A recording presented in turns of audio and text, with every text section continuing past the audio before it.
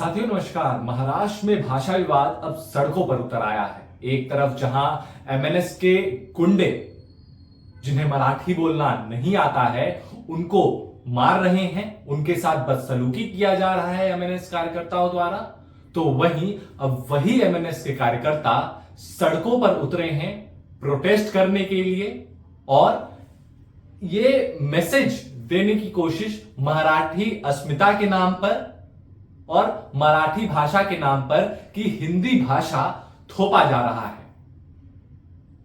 अब सवाल यहां पर यह है कि जो ठाकरे ब्रदर्स 20 साल से अलग अलग थे, मराठी अस्मिता के नाम पर, मराठी भाषा के नाम पर, वो 20 साल बाद एक साथ आते हैं, एक मंच पर आते हैं।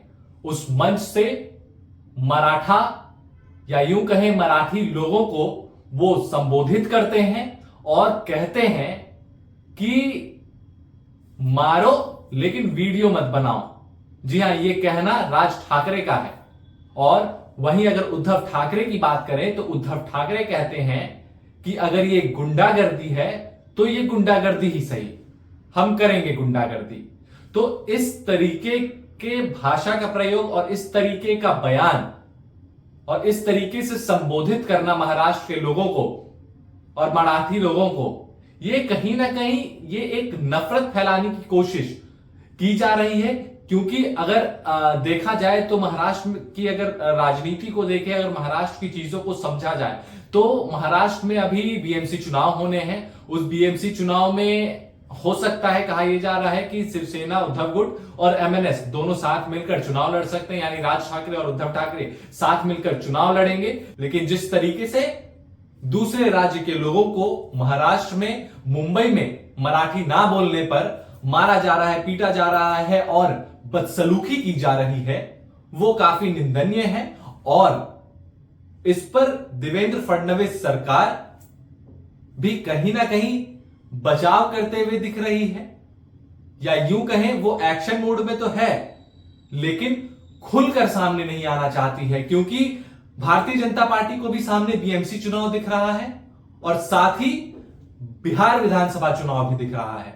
तो आखिर बीजेपी बीच मझधार में फंसी हुई है कि आखिरकार बीजेपी करे तो करे क्या, देवेंद्र फडणवीस की सरकार आखिर करे तो करे क्या। वो एकनाथ शिंदे जो कि शिवसेना उद्धव गुट से ये कहकर अलग हुए कि वो बाला साहेब की विचारधारा पे चलने वाले हैं और मराठी अस्मिता से कुछ समझौता नहीं करेंगे। लेकिन सवाल यह है कि क्या मराठी बोलना और जो लोग मुंबई में या महाराष्ट्र में मराठी नहीं बोल रहे हैं, क्या उनके साथ बदसलूकी करना ये मराठी अस्मिता सिखाती है?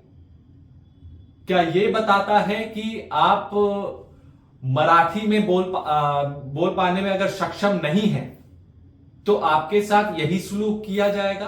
तो वहीं अब कई राज्यों से भी आवाजें निकलना शुरू हो गई है कि अगर महाराष्ट्र में मराठी बोलना अनिवार्य है और हमारे राज्य के लोगों के साथ महाराष्ट्र में इस तरीके से बर्ताव किया जाएगा तो आप आए बिहार और भोजपुरी बोलकर दिखाएं। और जो भी लोग महाराष्ट्र के अन्य राज्यों में काम करते हैं, क्या उनके साथ भी वही बर्ताव करना चाहिए?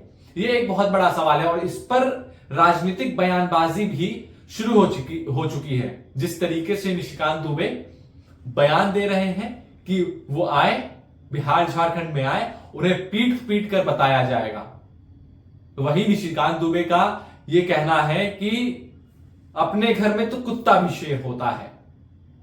वो बाहर आए, महाराष्ट्र से बाहर निकले, फिर उनको पता चलेगा।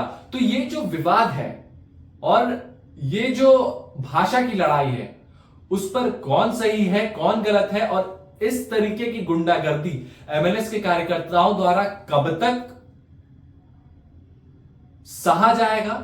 और जो विभिन्न राज्यों के लोग महाराष्ट्र में रह रहे हैं, जिन्हें मराठी बोलना नहीं आता है, वो कब तक इन सारी चीजों को सहेंगे? उनके साथ कब तक ये बदसलूकी होगी? ये एक बहुत बड़ा सवाल है। जिस तरीके से आपने वो तस्वीरें भी देखी होंगी, जिस तरीके से गुजरात के एक आदमी के साथ बदसलूकी की जा रही थी, मारपीट किया जा रहा था, मराठी ना बोलने पर, वो काफी पीड़ादायक है और कहीं ना कहीं ये एक बहुत बड़ी विडंबना भी है हमारे इस देश के लिए, जहां ये कहा जाता है कि सभी धर्मों के लोग यहां पर चैन से रह सकते हैं, सभी जातियों के लोग रहते हैं और सारे भाषा बोलने की आजादी है।